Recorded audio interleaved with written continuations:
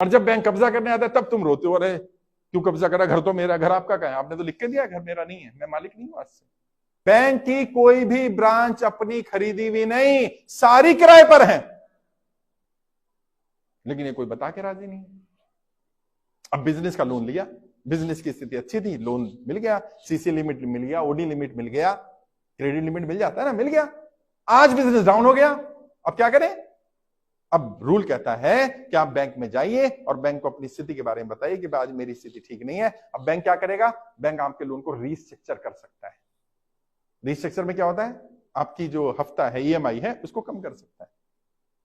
आप बोलो भाई मेरा व्यापार है, सुन लो, पहले मैं अपनी बात रख दूं, फिर कैसे हैंडल करना वो ही बता दूंगा। आपने गए बैंक में, भी मेरा व्यापार था, मेरा व्यापार चलता था, मेरी किस्त जाती थी 50,000 की, मैं आराम से देता था। आज मेरा व्यापार 10% है, तो मैं किस्त नहीं दे पाऊंगा, 5,000 10,000 रुपए। आप मेरा लोन रीस्ट्रक्चर करो। आपको बैंक क्यों नहीं करता, और आप कैसे बात करते हो? आप ओरली बात करते हो। बैंक से कोई ओरल बात नहीं करनी, जो भी करना लिख कर करना, और लेटर में लिखना आरबीआई की गाइडलाइंस कहती है 2 बार मैं अपना लोन रीस्ट्रक्चर करा सकता हूं, आरबीआई की गाइडलाइंस के हिसाब से रीस्ट्रक्चर करिए। अगर नहीं कर रहे हैं तो रिटर्न में जवाब दे दीजिए, नौकरी चली जाएगी उसकी, अगर वो रिटर्न में कह दे मैं नहीं कर रहा आरबीआई की गाइडलाइंस। अभी बताया ना, सुभाष चंद्रा का लोन था, कितना लोन था भाई? 48,000 करोड़, 48,000 करोड़।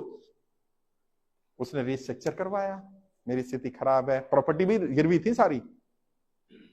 पता है बैंक ने क्या किया? 37,000 करोड़ माफ कर दिया उसमें से। और रीस्ट्रक्चर में क्या किया? 11,000 करोड़ रुपए देने हैं थोड़े थोड़े करके।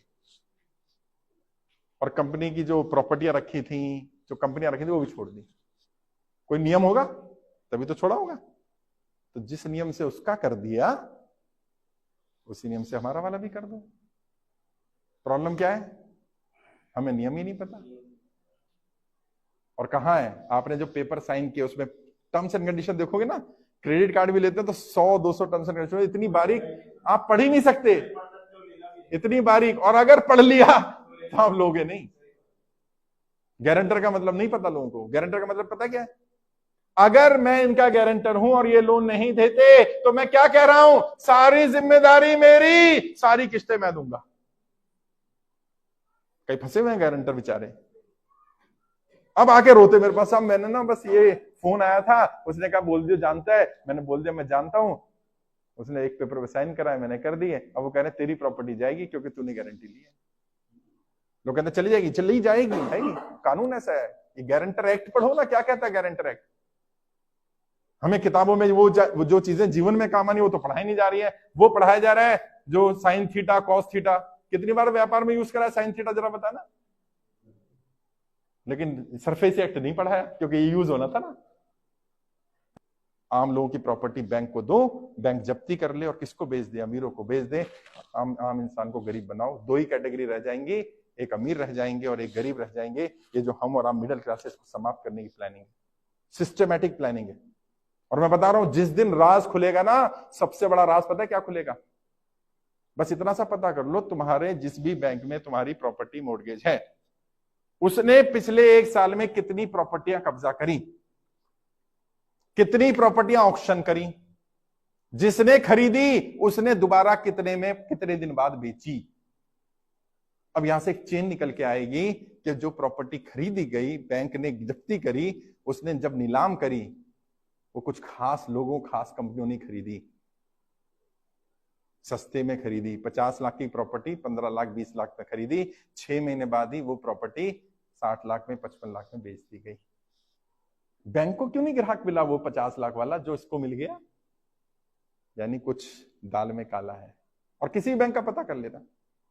और कैसी चाल चली जा रही है? तुम्हें क्या कहा जा रहा है? तुम्हें कहा जा रहा है हर सर पे छत होनी चाहिए, है ना, घर तो होना ही चाहिए। और बैंक क्या कर रहा है पता है? और सारी प्राइम लोकेशन है, उनका किराया भी महंगा जाता है, 2-2 लाख 3-3 लाख रुपए। अगर हमें तो कहा जाता है जितना किराया दोगे उतने की किस्त बनवा के घर अपना कर लो। अबे गधे, तू जो सलाह मुझे दे रहा है वो खुद क्यों नहीं कर रहा? क्योंकि वो समझदार है, वो पता है फंसने वाला धंधा है, इसमें नहीं घुसने का। जो बैंकर हैं, मुझसे नाराज है बैंक वाले लोग। बैंक वाले लोग क्रेडिट कार्ड यूज नहीं करते। एक बैंकर है, मेरा मित्र है, अच्छे बैंक में। मैंने कहा भाई एक पेमेंट करनी है, क्रेडिट कार्ड दे दियो। क्रेडिट कार्ड वो तो नहीं है ना भाई। यार क्या बात कर रहा है, बैंकर इतना बड़ा। कह रहे मूर्ख नहीं हूं, बैंकर हूं। मैंने क्यों? कह रहा बताना मत किसी को। मैंने बता तो सही, फिर तो देखूंगा मैं किस किस को बताना है।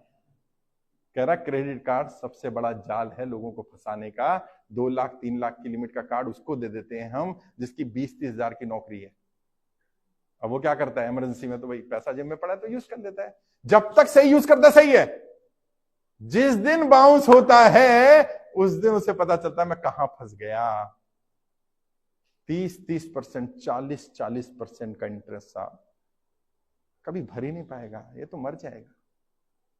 और एक एक छोड़िए, 2-2 5-5 10-10 क्रेडिट कार्ड लेके घूम रहे हैं। मेरे पास नहीं है, फाड़ दिया। मैंने कहा नहीं, ये तो फंसाने वाला काम कर रहे हैं। और मैं ये सब क्यों कर पाया, और क्यों मैं तुम्हें कर्जे की दलदल से निकाल पा रहा हूं, क्यों तुम्हारा दर्द समझ पा रहा हूं? क्योंकि मैं कभी कर्जे में था यार। मुझे मालूम है वो दर्द क्या होता है। जो अच्छा इंसान हो और घर पे कोई मांगने वाला आ जाए, देने की नीयत है, पैसा नहीं है, कैसा महसूस होता है मैं वो दर्द जानता हूं।